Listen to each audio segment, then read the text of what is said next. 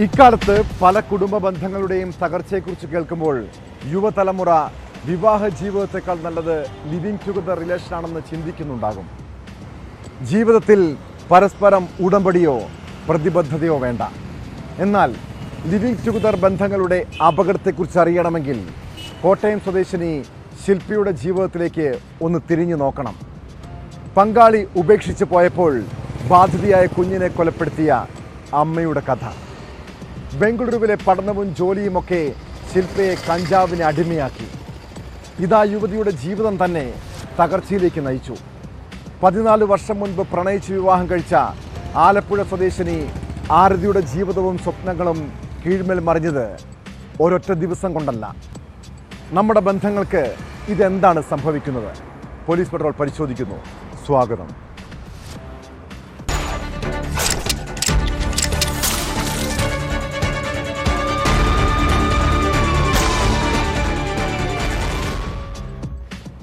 കോട്ടയം സ്വദേശിനിയായ ശില്പ ട്രെയിൻ യാത്രക്കിടെയാണ് പാലക്കാടുകാരൻ അജ്മലുമായി പരിചയത്തിലാകുന്നത്. പിന്നീട് living together relation. ഈ ബന്ധത്തിൽ ഒരു കുഞ്ഞുമുണ്ടായി. ഒരിക്കൽ പോലീസ് വീട്ടിൽ അന്വേഷിച്ചെത്തിയപ്പോഴാണ് ശില്പ കഞ്ചാവ് ഉപയോഗിക്കുന്ന കാര്യം പങ്കാളി അറിയുന്നത്. ഇതിൻ്റെ പേരിലുള്ള പ്രശ്നത്തിൽ ഇരുവരും തമ്മിലുള്ള ബന്ധം പിരിഞ്ഞു. ഇതോടെ കുഞ്ഞ് ശില്പയ്ക്കൊരു ബാധ്യതയായി. അങ്ങനെയാണ് 1 വയസ്സുള്ള മകളെ അവൾ ക്രൂരമായി കൊലപ്പെടുത്തിയത്. ഇങ്ങനെ ഏറെ ദുരൂഹതകൾ നിറഞ്ഞതാണ് ശില്പ എന്ന 29-കാരിയുടെ ജീവിതം. സ്വന്തം മകളെ കൊലപ്പെടുത്തിയ കേസിൽ ശില്പയെ കോടതി റിമാൻഡ് ചെയ്തിരിക്കുകയാണ്.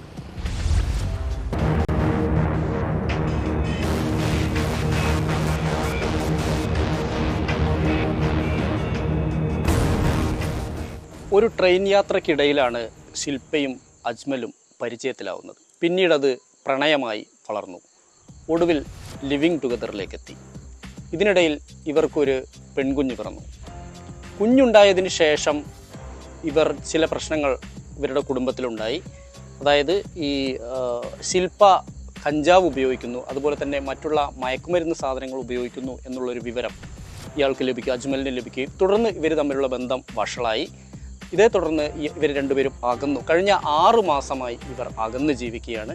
പക്ഷേ ഈ കുഞ്ഞിനെ, അതായത് തൻ്റെ മാത്രം ഉത്തരവാദിത്തമല്ല കുഞ്ഞ്, അതായത് ഭർത്താവിൻ്റെ കൂടിയാണ്. അത് ഭർത്താവ് കുഞ്ഞിനെ നോക്കണം, എന്നാൽ മാത്രമേ തനിക്ക് ജോലിക്ക് പോകാൻ കഴിയുകയുള്ളൂ എന്നൊരു നിലപാട് കൂടി ശില്പ സ്വീകരിച്ചു. പക്ഷേ അജ്മൽ ഇതിന് തയ്യാറായില്ല. കാരണം 1.5 വയസ്സുള്ള ഒരു കുഞ്ഞ് പിതാവിൻ്റെ അടുത്ത് നിൽക്കുന്നതിനേക്കാൾ സുരക്ഷിതമാണ് മാതാവിൻ്റെ അടുത്ത്. അതുകൊണ്ട് തന്നെ തനിക്കിപ്പോൾ ഈ ഒരു ഘട്ടത്തിൽ സഹായിക്കാൻ മാത്രമേ കഴിയുള്ളൂ, കുഞ്ഞിൻ്റെ പൂർണ്ണമായൊരു ഉത്തരവാദിത്തം ഏറ്റെടുക്കാൻ കഴിയില്ല എന്നുള്ളൊരു നിലപാട് അജ്മൽ ശില്പയെ അറിയിച്ചു. ഇതേ ചൊല്ലി വലിയ തർക്കങ്ങളും പ്രശ്നങ്ങളും ഇവർക്കിടയിൽ ഉണ്ടായി. ഇതിനിടയിലാണ് ഈ കഴിഞ്ഞ ശനിയാഴ്ച കുഞ്ഞുമായി ഷൊർണൂരിലുള്ള, അതായത് മാവേലിക്കരയിൽ നിന്നാണ്, മാവേലിക്കരയിലെ വാടക വീട്ടിലായിരുന്നു കോട്ടയം സ്വദേശിയായ ശില്പയുണ്ടായിരുന്നത്. അവിടെ നിന്ന് ഈ ഷൊർണൂരിലെത്തുകയും ഷൊർണൂരിലൊരു തിയേറ്ററിൽ ജീവനക്കാരനാണ് അജ്മൽ. അജ്മലിനോട് പറയുകയും, അതായത് കുഞ്ഞിനെ എനിക്ക് നോക്കാൻ കഴിയില്ല, കുഞ്ഞിനെ ഞാനിവിടെ ഏൽപ്പിക്കുന്നു എന്ന് പറഞ്ഞുകൊണ്ട് കുഞ്ഞിനെ അവിടെ കൊടുക്കുകയും തിരികെ പോവുകയും ചെയ്തു. പിന്നീടാണ് കുഞ്ഞ് മരിച്ച കാര്യം അറിയുന്നത്. മാരേജ് ഇല്ലാതെ ഉണ്ടാകുന്ന കുട്ടി, അതായത് ഒരു റിലേഷൻഷിപ്പ് ആണെങ്കിലും അങ്ങനെ ചതിക്കപ്പെടുന്നത്, അങ്ങനെ അല്ലെങ്കിൽ ആ കുട്ടിയെ വേണ്ടാതായി റിലേഷൻഷിപ്പ് ഉപേക്ഷിക്കുന്ന അനുസരിച്ച് കുട്ടിയും വേണ്ടാതാകും. അങ്ങനെ ഒരു അൺവാണ്ടഡ് ക്രൈറ്റീരിയ. രണ്ടെന്ന് പറയുന്നത്, ഒരു വ്യക്തിയുടെ അവരുടെ സ്വാതന്ത്ര്യത്തിന് അല്ലെങ്കിൽ അവർക്ക് സ്വന്തമായിട്ട് ഏത് രീതിയിൽ പോകണമോ അതിന് തടസ്സമാണ് ഈ കുട്ടി എന്ന് തോന്നുമ്പോൾ അത് മറ്റൊരു റിലേഷൻഷിപ്പ് ഉണ്ടാക്കാനായിട്ടായിരിക്കാം, അല്ലെങ്കിൽ മറ്റേതെങ്കിലും പ്രവൃത്തിയിൽ ഇൻഡൾജ് ചെയ്യാനായിട്ടായിരിക്കാം, അല്ലെങ്കിൽ ഈ പറഞ്ഞതുപോലെ ജോലിക്ക് എന്താവശ്യമാണെങ്കിലും അവർക്ക് എന്താണോ ആവശ്യം അതിന്റെ ആ ഒരു സ്വാതന്ത്ര്യത്തിന് കുട്ടി തടസ്സമാണ് എന്ന് തോന്നുമ്പോഴും ഈ അൺവാണ്ടഡ് സ്റ്റാറ്റസ് ആണ് വരുന്നത്. അപ്പോൾ കുട്ടിയെ കൊലപ്പെടുത്താനുള്ള ഒരു വ്യഗ്രത ഉണ്ടാവാം. കുഞ്ഞ് മരിച്ച കാര്യം ആദ്യം അജ്മലിന് അറിയില്ല. അജ്മലിന് പക്ഷേ ഇവൾ അതിന് മുമ്പ് തന്നെ ശില്പ ഒരു SMS അയച്ചിരുന്നു. ആ എസ് എം എസിലും അതുപോലെ തന്നെ വാട്സപ്പിലും സന്ദേശം അയച്ചിരുന്നു. തനിക്ക് ഇതുമായി ബന്ധപ്പെട്ടുകൊണ്ട്, അതായത് നമ്മുടെ കുഞ്ഞ് മരിച്ചിരിക്കുന്നു എന്ന് പറഞ്ഞുകൊണ്ട് അയച്ചിട്ടുണ്ട്. പക്ഷേ ആ സന്ദേശം ഉൾക്കൊള്ളാൻ അല്ലെങ്കിൽ അത് വിശ്വസിക്കാൻ ഇയാൾ തയ്യാറായില്ല. കാരണം മറ്റേതെങ്കിലും രീതിയിൽ തന്നെ വിശ്വാസയോഗ്യമല്ലാത്ത കാര്യങ്ങൾ പറഞ്ഞ് തന്നെ മറ്റൊരു വഴിയിലേക്ക് കൊണ്ടുപോകാനുള്ള ശ്രമത്തിൻ്റെ ഭാഗമായിട്ടാണ് ശില്പ ഇങ്ങനെ പെരുമാറി എന്നായിരുന്നു അജ്മൽ ധരിച്ചിരുന്നത്. പക്ഷേ കുഞ്ഞ് മരിച്ചിരുന്നു. കുഞ്ഞിനെ യഥാസമയം തന്നെ ആശുപത്രിയിലേക്ക് കൊണ്ടുപോയി പരിശോധന നടത്തിയപ്പോഴാണ് കുഞ്ഞ് മരിച്ച കാര്യം അറിയുന്നത്. തുടർന്നാണ് ഈ കുഞ്ഞ് ഇവർ കൊലപാതകം ഇവരാണോ നടത്തിയെന്നുള്ള സംശയത്തിൻ്റെ പേരിലാണ് ശില്പയെ ഷൊർണൂർ പോലീസ് കസ്റ്റഡിയിലെടുത്തത്. പക്ഷേ അതിനുശേഷം ഇവരെ വിട്ടയക്കുകയും ചെയ്തു. പിന്നീട് ഈ അജ്മൽ വീണ്ടും പോലീസിനെ സമീപിക്കുകയും ഇത് കൊലപാതകമാണെന്ന് തെളിയിക്കുന്ന അല്ലെങ്കിൽ ഇത് സ്ഥിരീകരിക്കുന്ന ഈ SMS അതുപോലെ തന്നെയുള്ള വാട്സപ്പ് സന്ദേശവും ഇവർക്ക് പോലീസിന് കൈമാറുകയും ചെയ്തതിനെ തുടർന്ന് ഇവരെ വീണ്ടും കസ്റ്റഡിയിലെടുക്കുകയും വിശദമായി ചോദ്യം ചെയ്തതിൽ കുഞ്ഞിനെ താനാണ് കൊലപ്പെടുത്തിയെന്ന് തെറാപ്പിസ്റ്റ് കൂടിയായ ശില്പ സമ്മതിക്കുന്നു. അതായത് മൂക്കും വായും പൊത്തി കൊലപ്പെടുത്തുകയായിരുന്നു ചെയ്തത് എന്നാണ് ഇവർ പോലീസിന് നൽകിയിരിക്കുന്ന മൊഴി. എന്തായാലും ഇവരെ ഒറ്റപ്പാലം കോടതി റിമാൻഡ് ചെയ്തിരിക്കുകയാണ്. മാർച്ച് 5 വരെയാണ് ഇവരുടെ റിമാൻഡ് കാലാവധി.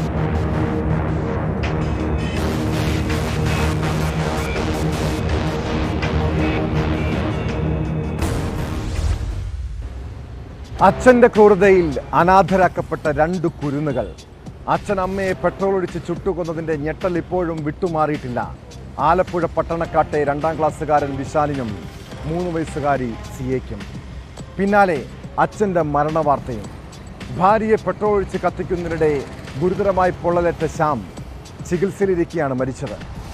ഭർത്താവിൻ്റെ ആക്രമണത്തിൽ കൊല്ലപ്പെട്ട ആരതിയുടെ ചേതനേറ്റ ശരീരം വീട്ടിലെത്തിച്ചപ്പോൾ ആ മക്കൾക്കൊപ്പം നാടും തേങ്ങി.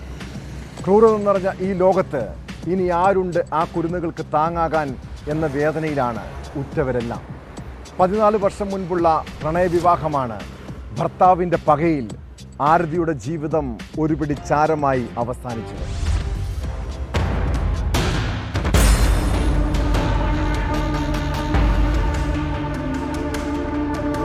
സ്കൂൾ വിദ്യാഭ്യാസ കാലം മുതൽ തുടങ്ങിയ പ്രണയം, 14 വർഷം നീണ്ടുനിന്ന ദാമ്പത്യം, 7 വയസ്സുകാരൻ വിശാലിന്റെയും 3 വയസ്സുകാരി സിയയുടെയും പ്രിയപ്പെട്ട മാതാപിതാക്കൾ. കുറച്ചുനാൾ മുൻപ് വരെ ആരതിയുടെയും ശ്യാംജി ചന്ദ്രന്റെയും ജീവിതം ഇങ്ങനെയായിരുന്നു. കുടുംബജീവിതത്തിൽ പ്രശ്നങ്ങൾ തലപൊക്കി തുടങ്ങിയിട്ട് അധിക വർഷങ്ങൾ ആയിട്ടില്ല. ശ്യാമിന്റെ സ്വഭാവത്തിലെ പെട്ടെന്നുള്ള മാറ്റം സ്വന്തം വീട്ടുകാരെ പോലും അത്ഭുതപ്പെടുത്തി.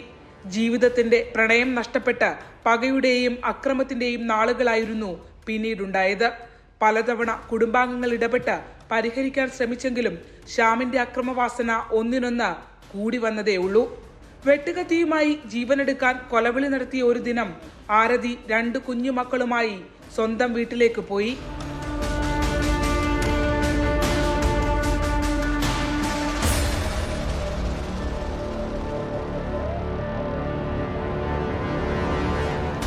വീട്ടിലെത്തിയിട്ടും ഭീഷണി തുടർന്നുകൊണ്ടേയിരുന്നു.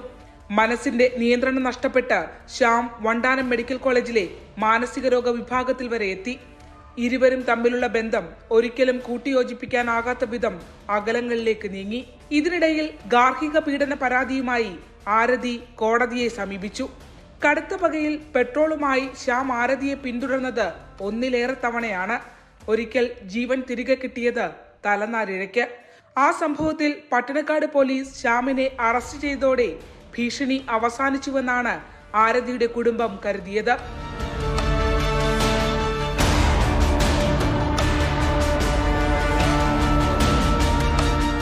ഒടുവിൽ കടുത്ത പക തീനാളമായി ഉയർന്നു പൊങ്ങി ആരതി എന്ന 31-കാരിയുടെ ജീവൻ എരിച്ചു കളഞ്ഞു.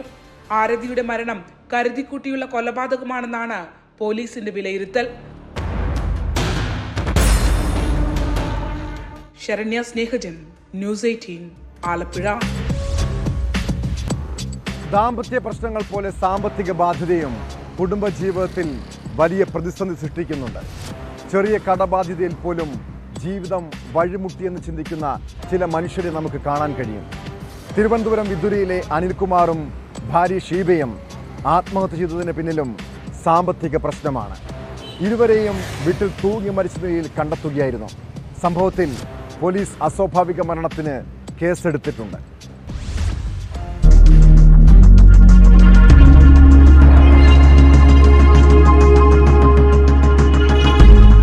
പുളിച്ചാമല സ്വദേശികളായ അനിൽകുമാർ, ഭാര്യ ഷീബ എന്നിവർ കിടപ്പുമുറിയിലാണ് തൂങ്ങിമരിച്ച നിലയിൽ കാണപ്പെട്ടത്. ഉച്ചയ്ക്ക് അടുത്ത വീട്ടിൽ താമസിക്കുന്ന ബന്ധുവെത്തി വിളിച്ചപ്പോൾ വാതിൽ തുറന്നില്ല. തുടർന്ന് വാതിൽ ബലമായി തുറന്നു നോക്കിയപ്പോഴാണ് ഇരുവരെയും തൂങ്ങിമരിച്ച നിലയിൽ കണ്ടെത്തിയത്. തിരുവനന്തപുരം ജില്ലാ കാർഷിക സംയോജിക ജൈവ കർഷക സംഘം നെടുമങ്ങാട് ശാഖയുടെ പ്രസിഡന്റാണ് അനിൽകുമാർ.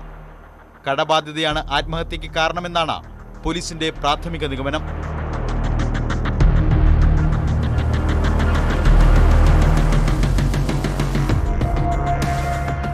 വിതുര പോലീസ് സംഭവസ്ഥലത്തെത്തി കേസെടുത്ത് അന്വേഷണം ആരംഭിച്ചു. മൃതദേഹം ഇൻക്വസ്റ്റ് നടത്തിയ ശേഷം മെഡിക്കൽ കോളേജ് ആശുപത്രിയിലേക്ക് മാറ്റി. ഇവർക്ക് 2 മക്കളാണ്. മക്കൾ 2 പേരും വിവാഹിതരാണ്.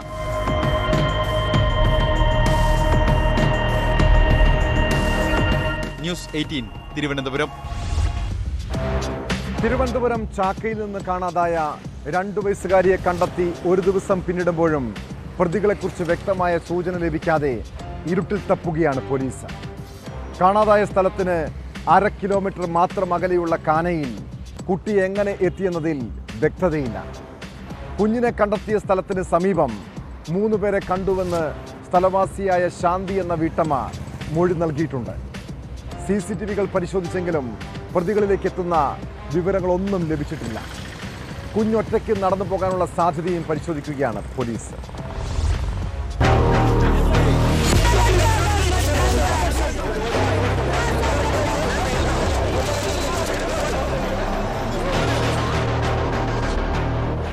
കുഞ്ഞിനെ കിട്ടി. പക്ഷേ റെയിൽപാളത്തിനരികിലൂടെ 1/2 കിലോമീറ്ററോളം നടന്ന് കുഞ്ഞ് ഓടയിൽ വീണതാണോ മറ്റാരെങ്കിലും തട്ടിക്കൊണ്ടുപോയി ഉപേക്ഷിച്ചതാണോ എന്നതിൽ ഇനിയും വ്യക്തതയില്ല. CCTV ദൃശ്യങ്ങൾ പരിശോധിച്ചുവെങ്കിലും ദുരൂഹ സാഹചര്യത്തിൽ ഒരു വാഹനം പോലും കണ്ടെത്താനായില്ല. ആരെങ്കിലും തട്ടിക്കൊണ്ടുപോയതാണെങ്കിൽ ഒരു പകൽ മുഴുവൻ കുഞ്ഞിനെ ഒളിപ്പിച്ച് പിന്നീട് ഉപേക്ഷിച്ചത് എന്തിനെന്നതും വ്യക്തമല്ല. തട്ടിക്കൊണ്ടുപോയെങ്കിൽ തന്നെ കൊണ്ടുപോയതിനോ തിരികെ കൊണ്ടുവന്നതിനോ ഒരു സൂചനയുമില്ല. ബ്രഹ്മോസിന് പിൻവശത്ത് CCTVകൾ ഇല്ലാത്ത പ്രദേശവുമുണ്ട്. കുട്ടിയെ മാറ്റിയതിനു പിന്നിൽ മറ്റെന്തെങ്കിലും ലക്ഷ്യമുണ്ടായിരുന്നോ, തട്ടിക്കൊണ്ടുപോകൽ നാടകമായിരുന്നോ എന്ന തരത്തിലെ ചോദ്യങ്ങളും പല കോണുകളിൽ നിന്ന് ഉയർന്നു.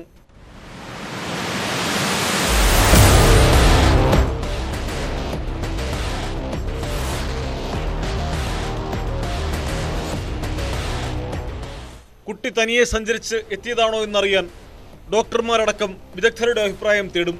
കുഞ്ഞിന് പരിചയമുള്ള സ്ഥലം എന്നത് പരിഗണിച്ചാണ് ഈ സാധ്യത പരിശോധിക്കുന്നത്. കുഞ്ഞിന്റെ രക്ഷിതാക്കളും മറ്റും സ്ഥിരമായി കുളിക്കുന്നത് ഈ സ്ഥലത്തെ കുളത്തിലാണ്. കുഴിയിൽ വീഴാതെ ഇറങ്ങാനുള്ള സാധ്യതയും പോലീസ് പരിശോധിക്കും. ഇക്കാര്യത്തിൽ കുഞ്ഞിന്റെ മൊഴിയും നിർണായകമാകും. പ്രദേശത്ത് 3 യുവാക്കളെ കണ്ടെന്ന വീട്ടമ്മയുടെ മൊഴിയും അന്വേഷിച്ചു വരികയാണ്.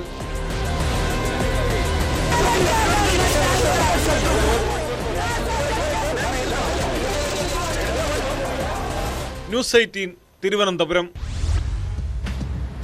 മലപ്പുറം മഞ്ചേരിയിലെ ജനങ്ങൾ രാവിലെ ഒരു നടുക്കുന്ന വാർത്ത കേട്ടാണ് ഉണർന്നത്. റോഡിൽ ചോരയിൽ കുളിച്ച് ഒരു യുവാവിൻ്റെ മൃതദേഹം. ഇതര സംസ്ഥാന തൊഴിലാളിയായ മധ്യപ്രദേശ് സ്വദേശി രാംശങ്കറാണ് കൊല്ലപ്പെട്ടത്. ഈ കൊലക്കേസിൻ്റെ അന്വേഷണം ചെന്നെത്തിയത് സുഹൃത്തുക്കളായ 2 പേരിലേക്ക്. മഹാരാഷ്ട്ര സ്വദേശി ഗോലു, മധ്യപ്രദേശ് സ്വദേശി അനിൽ എന്നിവർ ചേർന്ന് റാമിനെ കല്ലുകൊണ്ട് തലക്കടിച്ച് കൊലപ്പെടുത്തുകയായിരുന്നു. ഒരു മൊബൈൽ ഫോൺ തട്ടിയെടുത്തതുമായി ബന്ധപ്പെട്ട പ്രശ്നമാണ് അരുൺ കൊലയിൽ കലാശിച്ചത്.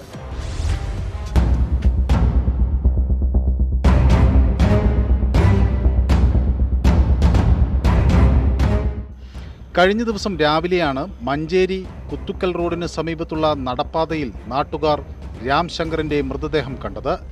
അന്വേഷണം നടത്തിയ മഞ്ചേരി പോലീസ് 24 മണിക്കൂർ തികയും മുമ്പ് പ്രതികളെ പിടികൂടി. മഹാരാഷ്ട്ര സ്വദേശി ഗോലു, മധ്യപ്രദേശ് സ്വദേശി അനിൽ എന്നിവരാണ് അറസ്റ്റിലായത്. പ്രതി ഗോലുവിന്റെയും സുഹൃത്തിന്റെയും മൊബൈൽ ഫോണുകൾ മരിച്ച രാംശങ്കർ മുൻപ് തട്ടിയെടുത്തിരുന്നു. തുടർന്ന് ഞായറാഴ്ച രാത്രി മഞ്ചേരി ടൗണിൽ നിലമ്പൂർ റോട്ടിൽ വെച്ച് രാംശങ്കറിനെ അനിലും ഗോലുവും കാണുകയും അവിടെ നിന്ന് ഇയാളെ മഞ്ചേരി കുത്തുക്കൽ റോട്ടിലേക്ക് കൂട്ടിക്കൊണ്ടുവരികയും ചെയ്തു. ഇവിടെ വെച്ച് മൊബൈൽ ഫോൺ തിരിച്ചു ചോദിക്കുകയും തർക്കമുണ്ടായതോടെ രാംശങ്കറിനെ അടിച്ചു വീഴ്ത്തുകയുമായിരുന്നുവെന്ന് പോലീസ് പറഞ്ഞു. നിലത്ത് വീണ രാംശങ്കറിന്റെ നെഞ്ചിലേക്ക് വെട്ടുകൽ എടുത്തിടുകയും വെട്ടുകല്ലുകൊണ്ട് തല ഇടിച്ച് തകർക്കുകയും ചെയ്തു. പിന്നീട് പ്രതികൾ ഇവിടെ നിന്ന് കടന്നുകളയുകയായിരുന്നു.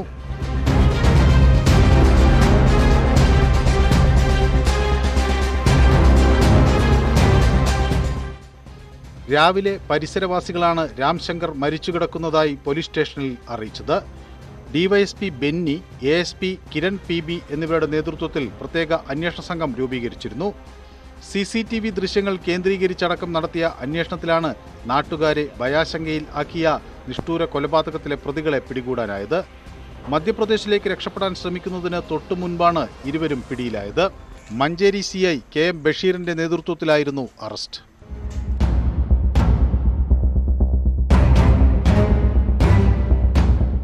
ന്യൂസ് 18 മലപ്പുറം. ഒരു മൊബൈൽ ഫോണുമായി ബന്ധപ്പെട്ട തർക്കമാണ് ഇടുക്കി മറയൂരിൽ റിട്ടയർഡ് പോലീസ് ഉദ്യോഗസ്ഥൻ്റെയും ജീവനെടുത്തത്. റിട്ടയർഡ് SI ലക്ഷ്മണനെ വെട്ടിക്കൊലപ്പെടുത്തിയ കേസിൽ സഹോദരി പുത്രനെ പോലീസ് അറസ്റ്റ് ചെയ്തു. അമ്മാവനും അനന്തരവനും തമ്മിൽ നല്ല ബന്ധത്തിലായിരുന്നുവെന്നും പെട്ടെന്നുള്ള പ്രകോപനമാണ് കൊലയ്ക്ക് കാരണമെന്നുമാണ് നാട്ടുകാരും വീട്ടുകാരും പറയുന്നത്.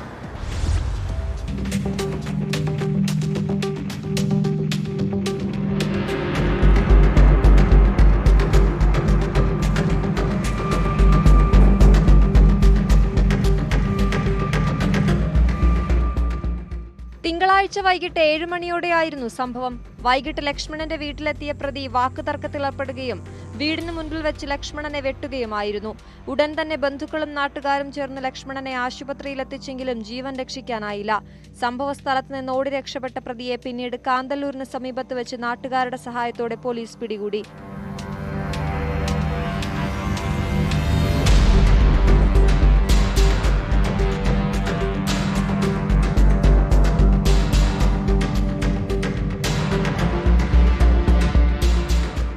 തമിഴ്നാട് പോലീസിലെ SI ആയിരുന്ന ലക്ഷ്മണൻ റിട്ടയറായ ശേഷമാണ് മറയൂരിൽ സ്ഥിരതാമസമാക്കിയത്. ലക്ഷ്മണനും അരുണും തമ്മിൽ നല്ല ബന്ധത്തിലായിരുന്നുവെന്ന് നാട്ടുകാർ പറയുന്നു. അരുൺ ഇടയ്ക്കിടെ ലക്ഷ്മണന്റെ വീട്ടിൽ വന്ന് താമസിക്കാറുണ്ടായിരുന്നു. 1 മാസം മുൻപ് അരുണിന്റെ ഫോൺ ലക്ഷ്മണൻ വാങ്ങിയിരുന്നു. ഇത് തിരികെ കൊടുക്കാതിരുന്നതിലുള്ള പ്രകോപനമാണ് അക്രമത്തിന് കാരണമെന്നാണ് നിഗമനം.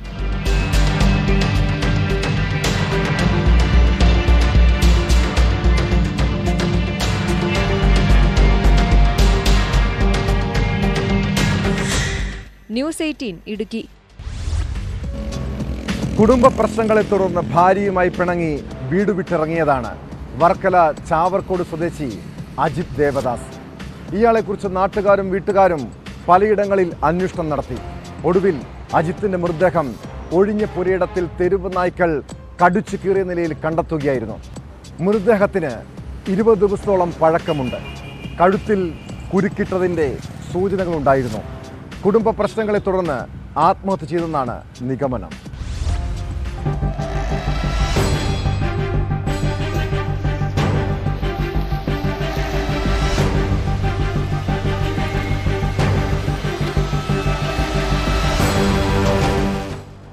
ചാവർക്കോട് കശ്മാവ് തോട്ടത്തിൽ തെരുവ് നായ്ക്കൾ കടിച്ചുകീറിയ നിലയിലാണ് ജീർണിച്ച മൃതദേഹം കണ്ടെത്തിയത്. ഷർട്ട് ഉൾപ്പെടെയുള്ള സൂചനകൾ വെച്ച് ഇത് അജിത് ദേവദാസിന്റെ മൃതദേഹമാണെന്നാണ് നിഗമനം. DNA പരിശോധന ഉൾപ്പെടെ നടത്തിയ ശേഷം മാത്രമേ ഇക്കാര്യം പൂർണ്ണമായി സ്ഥിരീകരിക്കാനാകൂ. അജിത് ദേവദാസിനെ കഴിഞ്ഞ മാസം 24 മുതൽ കാണാനില്ലായിരുന്നു. കുടുംബ പ്രശ്നവുമായി ബന്ധപ്പെട്ട് ഇയാൾക്കെതിരെ കുറച്ചുനാൾ മുമ്പ് ഭാര്യ പാരിപ്പള്ളി പോലീസിൽ പരാതി നൽകിയിരുന്നു. ഇതിനു പിന്നാലെയാണ് അജിത്തിനെ കാണാതായത്.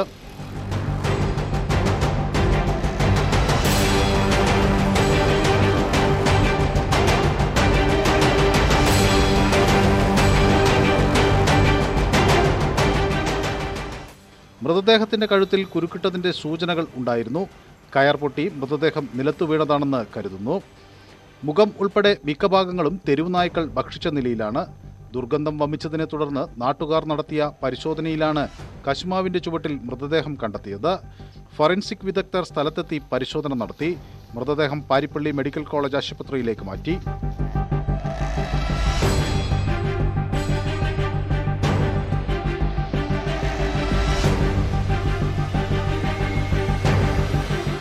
ന്യൂസ് 18 ആറ്റിങ്ങൽ. മലപ്പുറത്ത് ഫുട്ബോൾ മത്സരമുണ്ടെങ്കിൽ അവിടെ ഒരു തല്ലുമാലയും കാണാം. ഇത് കളി മൈതാനത്തെ പതിവ് കാഴ്ചയാണ്. മലപ്പുറം വണ്ടൂർ വാണിയമ്പലത്ത് നടന്ന അഖിലേന്ത്യാ 7 ഫുട്ബോൾ ടൂർണമെന്റിൽ നടന്ന ഒരു കൂട്ടത്തല്ലിലേക്കാണിനി. കഴിഞ്ഞ രാത്രി ഫൈനൽ മത്സരത്തിന് ശേഷമാണ് കാണികൾ ഏറ്റുമുട്ടിയത്. കൂട്ടത്തല്ലിൽ കമ്മിറ്റിക്ക് ഉത്തരവാദിത്തമില്ലെന്നും കാണികൾ തമ്മിലുള്ള വാക്കേറ്റമാണ് കൂട്ടത്തല്ലിന് കാരണമെന്നുമാണ് സംഘാടകരുടെ വിശദീകരണം. കളി ആവശ്യത്തിനിടെ സ്പോർട്സ്മാൻ സ്പിരിറ്റൊക്കെ വേണം, പക്ഷേ കളി കാര്യമാകരുത്.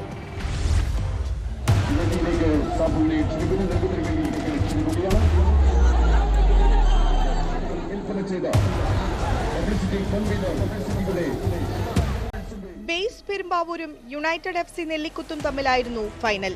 വാശിയേറിയ മത്സരത്തിൽ യുണൈറ്റഡ് FC ബേസ് പെരുമ്പാവൂരിനെ 3-1 പരാജയപ്പെടുത്തി. തുടർന്ന് ട്രോഫി വിതരണ സമയത്തായിരുന്നു പ്രദേശവാസികളും നെല്ലിക്കുത്തിൽ നിന്നെത്തിയ കാണികളും തമ്മിൽ ഏറ്റുമുട്ടിയത്.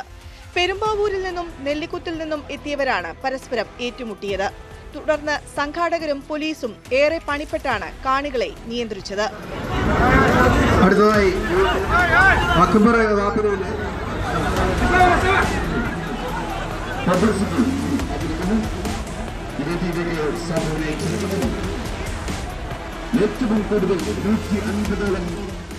മത്സരങ്ങൾ വിജയകരമായി പൂർത്തിയായതായും സമാപന ചടങ്ങിനിടെ നടന്ന കൂട്ടത്തല്ലിൽ തങ്ങൾക്ക് ഉത്തരവാദിത്വമില്ലെന്നുമാണ് football committee president VM Nani പറയുന്നത്.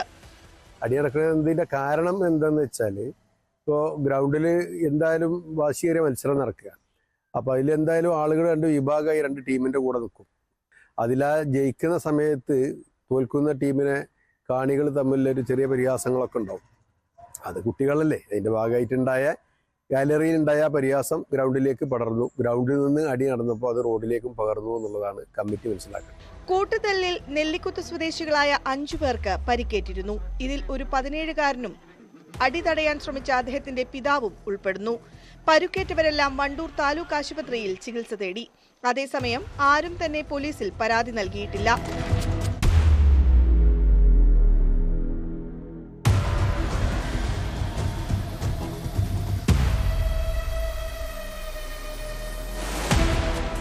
News 18 Malappuram.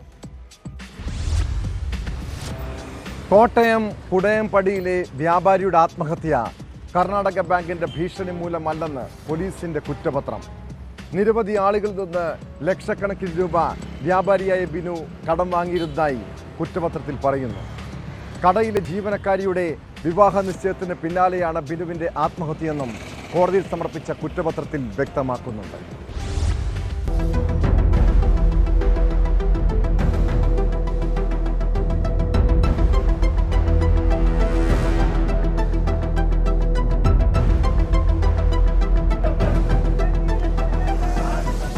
Kottayam Karnataka bank manager പ്രദീപിന്റെ ഭീഷണിയെ തുടർന്നാണ് കുടയംപടിയിലെ വ്യാപാരിയായ ബിനു ആത്മഹത്യ ചെയ്തത് എന്നായിരുന്നു കുടുംബത്തിന്റെ ആരോപണം. ഇതിനെ തുടർന്ന് ബാങ്ക് ഉപരോധിച്ച് ഡിവൈഎഫ്ഐയും കോൺഗ്രസും പ്രതിഷേധം നടത്തിയിരുന്നു. സെപ്റ്റംബർ 26 നടന്ന സംഭവത്തിന് പിന്നാലെ കോട്ടയം വെസ്റ്റ് പോലീസാണ് കുറ്റപത്രം സമർപ്പിച്ചത്. ആത്മഹത്യയ്ക്ക് പിന്നിൽ ബാങ്കിന് പങ്കില്ല എന്ന് കുറ്റപത്രത്തിൽ പറയുന്നു. ബിനു മുൻ അധ്യാപികയിൽ നിന്നടക്കം നിരവധി പേരിൽ നിന്ന് ലക്ഷങ്ങൾ കടം വാങ്ങിയിരുന്നു. ഇത് തിരിച്ചു നൽകാത്തത് ആത്മഹത്യയ്ക്ക് ഒരു കാരണമായി.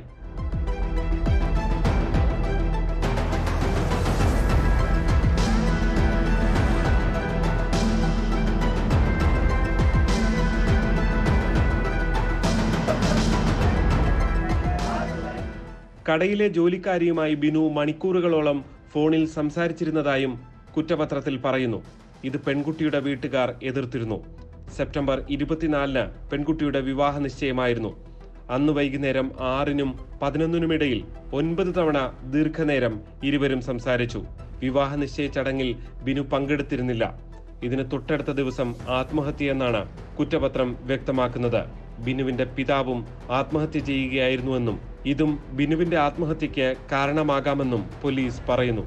സംഭവത്തിൽ മാനേജർക്കെതിരെ ബാങ്ക് അച്ചടക്ക നടപടി സ്വീകരിച്ചിരുന്നു.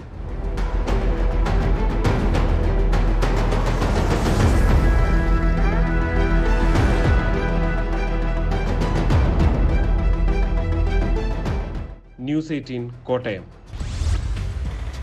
കാസർഗോഡ് നാട്ടുകാരെ വിറപ്പിച്ച കുപ്രസിദ്ധ കള്ളനാണ് കറുകവളപ്പിൽ അശോകൻ. വീടുകളിൽ അതിക്രമിച്ചു കയറിയുള്ള മോഷണം. ചെറുക്കാൻ ശ്രമിച്ചാൽ കൊലപ്പെടുത്താൻ പോലും മടി കാണിക്കില്ല.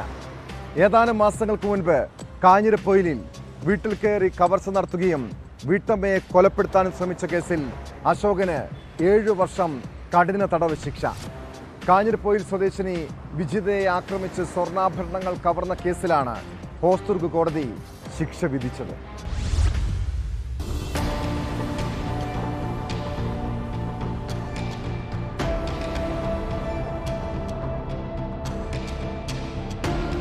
കാഞ്ഞിരപ്പൊയിൽ സ്വദേശി അനിൽകുമാറിന്റെ ഭാര്യ വിജിതയെ തലക്കടിച്ച് ബോധം കെടുത്തിയാണ് അശോകൻ മാലയും കമ്മലും മോതിരവും മോഷ്ടിച്ചത്.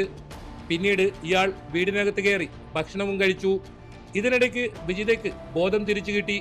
ഇതോടെ ഷൂലേസ് കൊണ്ട് കഴുത്തിൽ കുരുക്കി കൊല്ലാനും ശ്രമിച്ചു. ഈ കേസിൽ ഹോസ്ദുർഗ് സബ് കോടതി ജഡ്ജി MC ബിജുവാണ് 7 വർഷം തടവും 25,000 രൂപ പിഴയും ശിക്ഷ വിധിച്ചത്. ഈ കേസിൽ പ്രോസിക്യൂഷൻ നേരിടുന്ന ഏറ്റവും വലിയ വെല്ലുവിളി എന്താണെന്ന് വെച്ചാൽ ഒരു ദൃക്സാക്ഷി പോലും ഈ കേസിന് ആസ്പദമായിട്ട് ഉണ്ടായിരുന്നില്ല എന്നുള്ളതാണ്. അതുപോലെ തന്നെ മറ്റൊരു വെല്ലുവിളി എന്താ വെച്ചാൽ മുഴുവൻ സാക്ഷികളെയും ഹോസ്റ്റലിലാവാതെ നോക്കുക എന്നുള്ളതായിരുന്നു രണ്ടാമത്തെ വെല്ലുവിളി. അത് പൂർണ്ണമായിട്ടും നല്ല രീതിയിൽ ഒരു വിറ്റ്നസിനെയും കൂറുമാറാതെ കോടതി എത്തിക്കാനും കൃത്യമായ തെളിവ് നൽകാനും സാധിച്ചു എന്നുള്ള വലിയൊരു കാര്യമാണ്.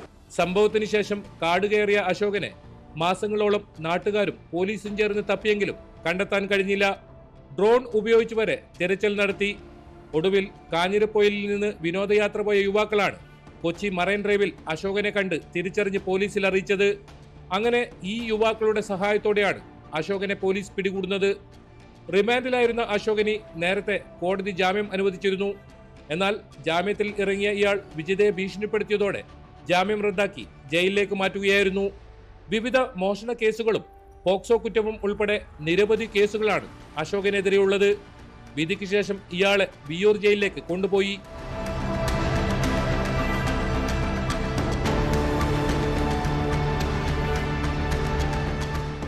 ന്യൂസ് 18 കാസർഗോഡ്. പോലീസ് പട്രോൾ ഇനി പോകുന്നത് തിരുവനന്തപുരം കഠിനംകുളത്തേക്കാണ്. കഠിനംകുളത്ത് അഭിഭാഷകനെ വിളിച്ചുകൊണ്ടുപോയി ക്രൂരമായി മർദ്ദിച്ച സംഭവത്തിൽ 2 പേർ അറസ്റ്റിൽ. കഴക്കൂട്ടം മേനംകുളം സ്വദേശികളായ അനീഷ്, സന്ദീപ് എന്നിവരാണ് കഠിനംകുളം പോലീസിന്റെ പിടിയിലായത്. മർദ്ദനമേറ്റ വിനോദ് ഇപ്പോഴും ആശുപത്രിയിൽ ചികിത്സയിലാണ്.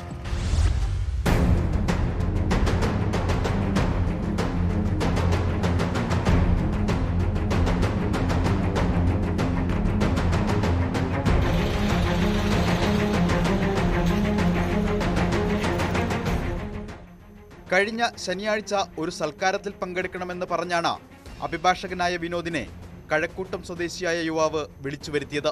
തുടർന്ന് ബൈക്കിൽ കയറ്റി പുത്തൻതോപ്പിലെ ആളൊഴിഞ്ഞ പുരയിടത്തിൽ കൊണ്ടുപോവുകയായിരുന്നു. പിന്നീട് കാറിലെത്തിയ 4 പേരും കൂടെ ചേർന്ന് ക്രൂരമായി മർദ്ദിച്ചതായി അഭിഭാഷകന്റെ പരാതിയിൽ പറയുന്നു. വടിയും മറ്റും ഉപയോഗിച്ച ശരീരമാസകലം തല്ലിച്ചതച്ചു. നിലവിളി കേട്ട് സമീപവാസികൾ പോലീസിൽ വിവരമറിയിക്കുകയായിരുന്നു. പോലീസ് എത്തിയപ്പോൾ സംഘം അഭിഭാഷകനെ ഉപേക്ഷിച്ച് കടന്നുകളഞ്ഞു. പോലീസാണ് വിനോദിനെ മെഡിക്കൽ കോളേജിൽ എത്തിച്ചത്. നിലവിൽ ചിറയൻകീഴ് താലൂക്ക് ആശുപത്രിയിൽ ചികിത്സയിലാണ്.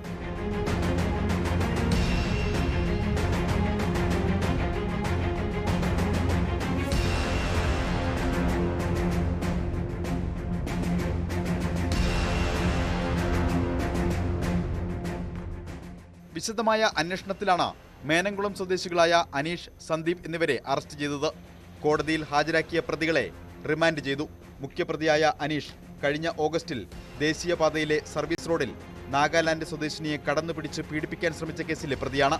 മറ്റ് പ്രതികൾക്കായി അന്വേഷണം ഊർജിതമാക്കി.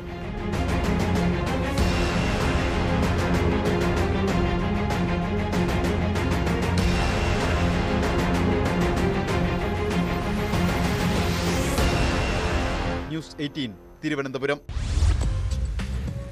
കൈക്കുഞ്ഞിനെ കൊന്ന ശില്പയും ചേർത്തലയിൽ ഭാര്യയുടെ ജീവനെടുത്ത യുവാവുമൊക്കെ ലഹരിക്കടിമകളെന്നാണ് പുറത്തുവന്ന വിവരങ്ങൾ. രാസലഹരി പോലും യഥേഷ്ടം കൊച്ചു കേരളത്തിലേക്ക് ഒഴുകിക്കൊണ്ടിരിക്കുന്നു എന്നതാണ് ഇതിൽ ആശങ്കപ്പെടുത്തുന്ന കാര്യം.